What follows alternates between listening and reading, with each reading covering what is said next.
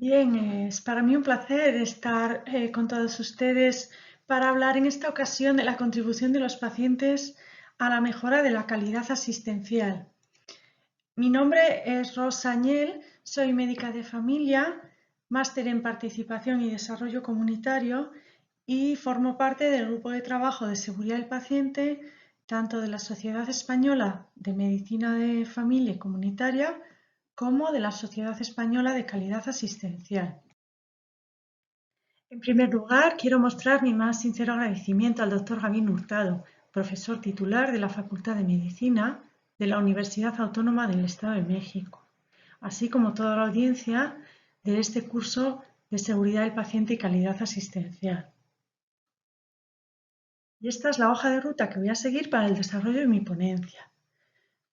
Daré unas pinceladas sobre qué es la calidad asistencial, la seguridad del paciente, para luego pasar a detallar en qué consiste la participación del paciente como barrera de seguridad, qué papel tenemos los profesionales en este área de conocimiento, qué papel tienen los medios de comunicación y la importancia del desarrollo de campañas de sensibilización ciudadana y terminaré hablando un poco del liderazgo de la OMS y aportando algunos otros recursos donde ustedes puedan completar la información al respecto de todas estas cuestiones. Bien, en primer lugar quiero dejar claro que debemos ensanchar el concepto de paciente. Entonces, durante esta sesión, cuando me refiero a paciente, en realidad me estoy refiriendo al propio paciente, pero también a sus familiares y a las personas cuidadoras, porque en lo que se refiere a la participación del paciente, pues muchas veces el propio paciente, por sus circunstancias, no puede desarrollar su agencia y depende de terceras personas que le ayuden en este sentido. ¿Pueden los pacientes contribuir a la calidad y seguridad de la asistencia? Sí, no, algunas veces. ¿Cómo? ¿Con qué recursos? ¿Cuándo? ¿En qué aspectos? ¿Para qué? ¿Con qué objetivos? Estas son algunas de las cuestiones que voy a tratar de aclarar durante esta ponencia. En esto, como en todo, es muy importante tener claros los conceptos y no es fácil definir qué es la calidad y qué es la seguridad asistencial. Pero bueno, siguiendo el trabajo inicial de Abediston Abedian, él ya puso el foco en que un primer paso implica definir qué es calidad y así evitar los diferentes intereses o los diferentes enfoques de las diferentes partes dependiendo de sus propios intereses. La mayoría de autores y organizaciones han definido la calidad asistencial de acuerdo a sus dimensiones, pero estas también son muchas, quizá demasiadas. Por ejemplo, de más a menos citadas están la efectividad, eficiencia, accesibilidad, competencia técnica, equidad, adecuación, la seguridad, el respeto, la experiencia de paciente, etc. Cuando le preguntamos a los pacientes, es todo más sencillo. Ellos nos dirían que una atención de calidad es que me hagan lo que me tengan que hacer, que me lo hagan a tiempo y que lo hagan bien hecho, que en el fondo no difiere mucho del concepto de calidad que se nos pide a los profesionales sanitarios, que es hacer lo que hay que hacer, a quien hay que hacérselo, de la forma correcta, desde el principio o desde el primer contacto, siempre que sea posible, y evitando generar daño.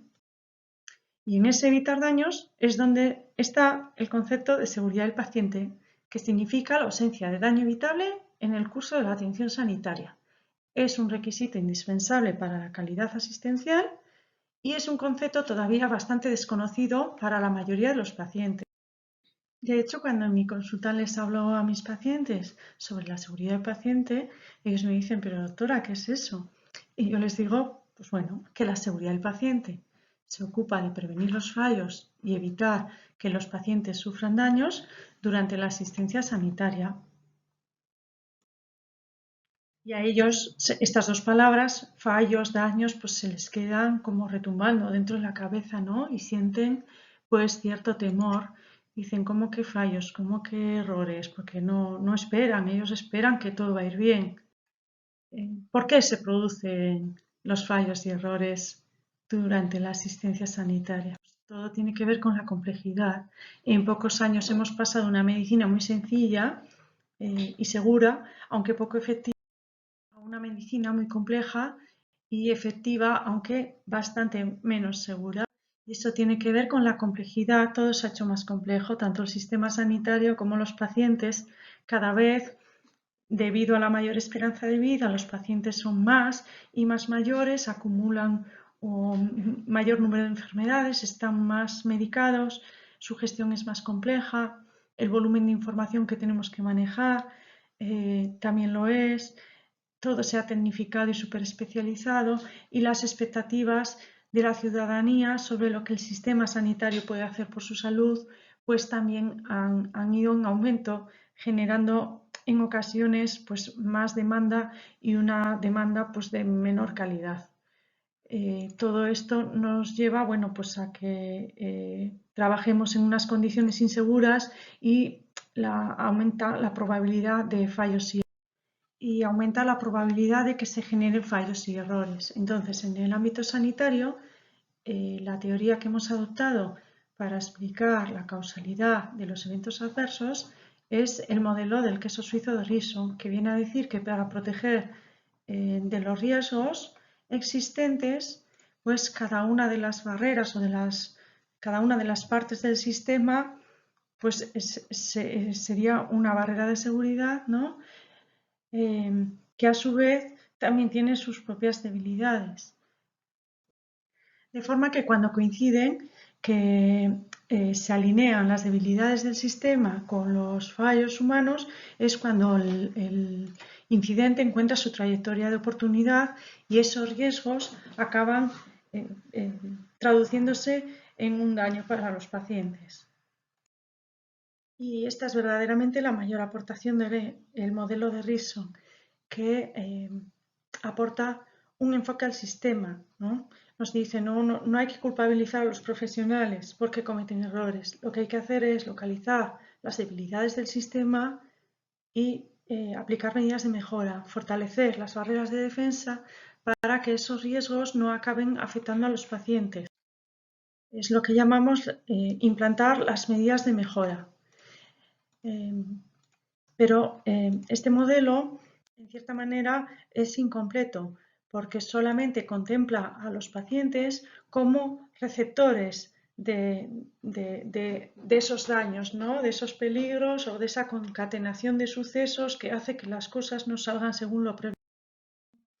Entonces, bueno, hasta ahora los profesionales pues siempre han dicho al paciente pues no se preocupe, esté tranquilo, lo tenemos todo controlado, nosotros nos ocupamos, ¿no? Y ha sido como un peso exclusivo, ¿no? En el buen hacer de los profesionales. Entonces, para permitir al paciente participar en el proceso asistencial, en la calidad y en la seguridad, en cierto modo tenemos que decir adiós al paternalismo y pasar de una relación desequilibrada donde el peso cae sobre el profesional, es quien toma decisiones, ¿no? Y el paciente, en cierta manera, pues es la parte más desfavorecida, bueno, que no está capacitada, que no asume tampoco parte de responsabilidad. Tenemos que llegar a una relación de mayor equilibrio, ¿no? Ya considerar al paciente como un aliado y como un agente activo dentro de su proceso asistencial. Es un salto cualitativo importante, ¿no? Digamos que es un paso del paciente obediente al paciente competente. Y los profesionales tenemos que creer en esto y potenciarlo, ¿no? Dejar de considerar al paciente como un objeto pasivo y empezar a considerarlo como lo que es, un sujeto activo y que tiene capacidad, ¿no? El paciente tiene que dejar de ser alguien que asume lo que le dicen a comenzar a ser alguien que participa, ¿no? Que decide, pues eso, tomar las riendas de su proceso asistencial, de su enfermedad y que va a cuestionar, a preguntar, a buscar información, a resolver sus dudas y a tomar decisiones. Entonces, esta es la modificación que yo hago al modelo de Rieso, ¿no? Lo que yo promulgo es que el paciente es una barrera en sí mismo, puede ser una barrera más, de defensa del sistema y además puede participar fortaleciendo las debilidades de cada una de las otras barreras que tiene el sistema. Entonces aquí está lo importante, que el paciente puede ser una barrera en sí mismo en cualquier momento del proceso, puede ser la primera barrera, puede ser la segunda, puede ser cualquiera de las intermedias. Pero además refuerza cada una de las barreras existentes, porque detecta debilidades, porque ve cosas que los profesionales a veces no vemos.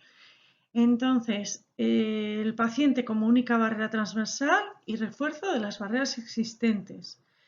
El paciente es experto en su enfermedad, el que más sabe de sí mismo.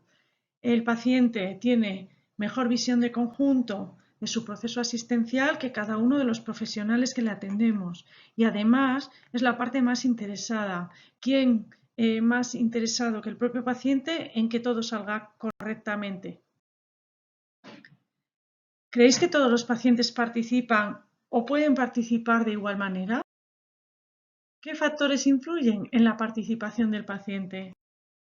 Bueno, pues en este artículo publicado en 2019 en la Journal of Healthcare Quality Research expongo los resultados de un estudio cualitativo realizado para saber qué factores influyen en la participación del paciente y lo que encontramos en los resultados fue que hay unos factores dependientes del paciente y otros factores dependientes del profesional y del contexto en el que se desarrolla la asistencia.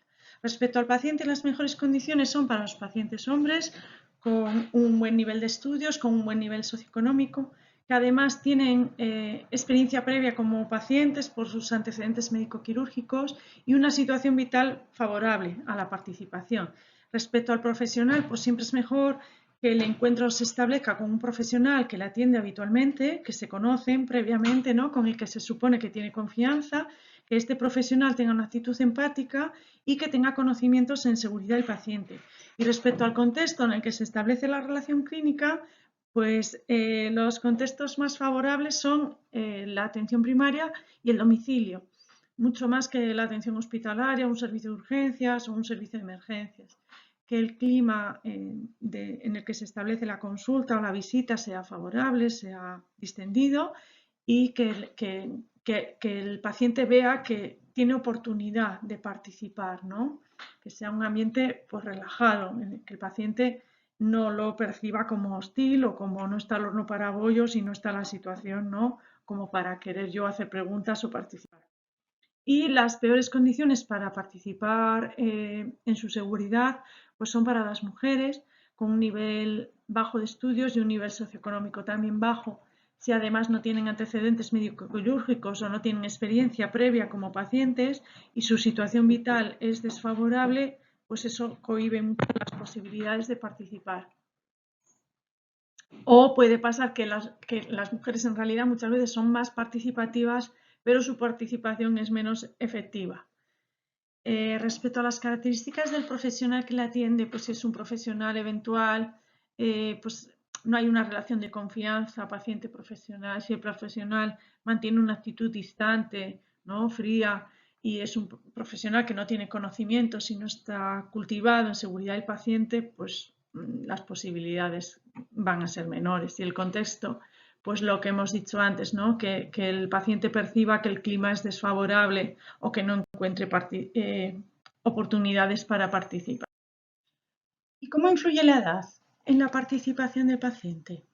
Pues aunque a priori podamos pensar que a mayor edad, mayor experiencia como paciente y entonces más facilidad, ¿no? Y mayor capacidad de participar, no siempre es así, porque muchas veces las personas más mayores tienen más dificultades asociadas a la edad avanzada, pues mayor fragilidad, mayor nivel de dependencia, déficits neurosensoriales, pues pueden determinar que necesiten de una tercera persona, de un familiar, de la persona cuidadora, ¿no? Para que les ayude y les refuerce. Y también factores culturales. Muchas veces las personas más mayores pues no se atreven a preguntar o a intentar esclarecer sus dudas o pedir más información o incluso a discrepar con el profesional que les atiende, porque lo ven como una intromisión, ¿no? Y como un atrevimiento por su parte. Lo cierto es que quitando edades muy extremas, ¿no? Personas muy mayores o personas muy pequeñas que dependen de terceras personas que les representen y velen por su seguridad, lo cierto es que los factores del paciente que más determinan su capacidad para participar son estos tres, independientemente de su edad. Lo que más influye son los antecedentes personales, sus experiencias previas, experiencia como paciente y experiencias de contacto con los profesionales sanitarios y con diferentes entornos sanitarios. Y lo que tiene mucho impacto es su situación vital, la situación que está atravesando el paciente. Porque un paciente puede estar muy empoderado y ser muy participativo y tener mucha experiencia como barrera de seguridad, pero tener una situación vital adversa que le resta. Es decir, la participación, el nivel de empoderamiento y la capacidad de participación no es una cuota fija, es una cuestión de grado. Varía en el tiempo y está influenciada muy marcada por circunstancias personales y características del contexto asistencial. De tal manera que la participación de pacientes se mueve, es un gradiente y varía entre menor nivel de participación y el mayor nivel de participación. Hay un rango y es dinámico a lo largo de la vida del paciente y dependiendo del contexto vital. Para participar, el paciente ha de saber, poder y querer hacerlo. Saber cómo participar, en qué momentos es más relevante su participación, poder hacerlo, estar en situación de poder hacerlo y querer hacerlo, encontrar un entorno que le anima a hacerlo, ¿no? En cuanto al saber, ¿qué podemos decir? Bueno, pues que normalmente pues hay dos formas de aprender, ¿no? De recibir la información. Una es porque estudiamos o porque acudimos a un curso de formación y nos enseñan, ¿no? El conocimiento educacional. Y la otra es el conocimiento experiencial, pues porque lo vivimos y porque lo experimentamos por cosas que nos pasan a lo largo de la vida. Claro que esta segunda forma de aprender, pues en lo que respecta a seguridad del paciente, si estás aprendiendo, generalmente es porque algo ha ido mal, porque has sufrido las consecuencias de un evento adverso. Así que no interesa mucho potenciar esta forma de aprendizaje, sino más bien la otra. ¿Cómo nos capacita la información? Bueno, pues no es suficiente. Tener la información no es suficiente, porque no es lo mismo saber que saber hacer. Para saber hacer y para saber participar hay que tener experiencia, hay que ir adquiriendo experiencia y no basta con saber. Hay que poner en práctica lo aprendido. Entonces, es muy relevante. Y pasar a la acción. La información te va empoderando y cuando pones en práctica lo aprendido es cuando se va asentando el conocimiento. Y además, solamente con la participación activa se puede lograr el verdadero empoderamiento del paciente, que el paciente actúe, que experimente y que ponga en práctica los conocimientos adquiridos. Eso es lo que tenemos que conseguir. En cuanto a poder, pues no siempre el paciente puede participar.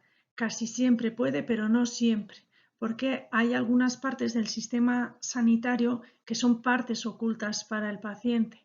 Hay partes del proceso asistencial donde no puede participar, por ejemplo, si está bajo los efectos de la anestesia, si está ingresado en una UCI, si está ya dentro del quirófano anestesiado. Y además hay otras zonas que son las zonas opacas, donde el paciente se siente perdido. Por ejemplo, en los traspasos asistenciales, muchas veces por falta de información precisa. Cuando hay consultas internas entre profesionales, la información que intercambiamos los profesionales sin que el paciente esté presente, pues son zonas que quedan opacas al paciente. O cuando se trata de cuestiones muy técnicas y el paciente no está capacitado para comprender determinados términos. Procesos complejos. Y en cuanto al querer, que es otra de las premisas fundamentales, pues muchas veces el paciente no siempre quiere y esto generalmente tiene que ver con el contexto.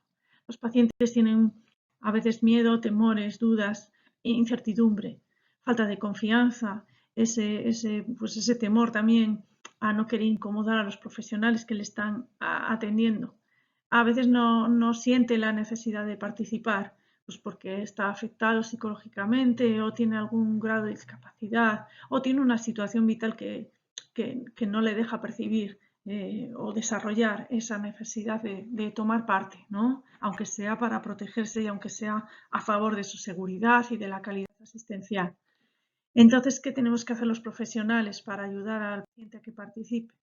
Pues muy relevante es bajarnos del pedestal donde a veces estamos, ¿no? Creyendo que somos nosotros los que lo sabemos todo, ¿no? Y que el paciente no tiene nada que aportar. Eso no es cierto. Hay que equilibrar la relación. Si queremos empoderar es ceder poder y entonces es dar oportunidad, ¿no? Y mostrarnos cercanos y mostrarnos empáticos y invitar al paciente a que participe, reconocer su valía, al fin y al cabo. Entonces, el paciente es experto en su enfermedad, nosotros tenemos el conocimiento técnico, pero el paciente tiene el conocimiento experiencial y además está presente durante todo el proceso asistencial que es suyo y ve cosas y detecta problemas que a veces los profesionales no identificamos o no podemos detectar. Invitarle a que participe es reconocer nuestras debilidades propias como personas, como profesionales, que no lo sabemos todo y que a veces nosotros también tenemos incertidumbre, señalarle dónde está esa incertidumbre y qué hay que hacer, ¿no? En cada caso. ¿Qué hacer en caso de empeoramiento clínico? ¿Qué hacer en caso de que se presenten nuevos síntomas? Mostrarle las debilidades del sistema para indicarle en qué momentos su participación es más importante y darle unas pautas sencillas sobre cómo puede participar a favor de su seguridad. Nosotros, por ejemplo, en Osakidetza, en el Servicio Vasco de Salud, desarrollamos campañas de este tipo, ¿no? Diciéndole al paciente, identifícate, conoce tu tratamiento, lávate las manos. Pero no solo unos mensajes clave, sino que luego hay que desarrollar esos mensajes y hay que decirle, identifícate y verifica tus datos y darle unos detalles de cómo lo tiene que hacer. Conoce tu tratamiento, a qué nos referimos, qué medidas de seguridad puedes adoptar, lávate las manos. Sí, muy bien, pero ¿cómo? ¿Cómo? ¿Cuándo? ¿En qué momentos es más importante que lo hagas? ¿No? Y esto no deja de ser sensibilización e información y algo de formación. Pero si esto lo pasamos además a materiales gráficos, a vídeos educativos, pues el impacto que van a tener estos mensajes en la ciudadanía y en los pacientes y en los familiares y cuidadores va a ser mucho mayor, ¿no? Esto todo también está publicado en este otro artículo de la Revista Española de Comunicación y Salud en el año 2019, donde detallamos un poco cómo desarrollamos estas campañas de sensibilización dirigidas a la ciudadanía para inculcarles qué es la seguridad del paciente y qué pueden aportar. Por ejemplo, este cartel donde les decimos la forma correcta de identificarse. Este es de otra comunidad autónoma aquí en España, donde se les inculca a los pacientes, ¿no? Pues, los riesgos asociados a tomar medicamentos pues sin la adecuada prescripción médica y consejo sanitario, ¿no? Que los medicamentos no son caramelos y que si no son necesarios pueden hacer daño. Esta es otro póster de una campaña desarrollada en el Ministerio de Sanidad aquí en España, donde se le dice al paciente en tu seguridad eres una pieza clave y se le dan algunos mensajes relevantes, ¿no? Respecto al uso seguro de la medicación. Y si el paciente participa, lo que tenemos que hacer los profesionales es dar una respuesta positiva. Siempre un feedback positivo. Lo peor que podemos hacer es cuando el paciente está intentando participar o está participando, darle una respuesta negativa. Feedback positivo. En este acrónimo se resume todo lo que he explicado, ¿no? Para participar, el paciente tiene que poder, tiene que querer, tiene que encontrar oportunidad. Es bueno que se les invite a participar y es muy bueno que obtengan una respuesta positiva. Todo lo expuesto hasta ahora lo podéis encontrar más detalladamente explicado en este artículo que se encuentra en el número especial de seguridad del paciente de la revista de Atención Primaria, que publicamos en diciembre de 2021.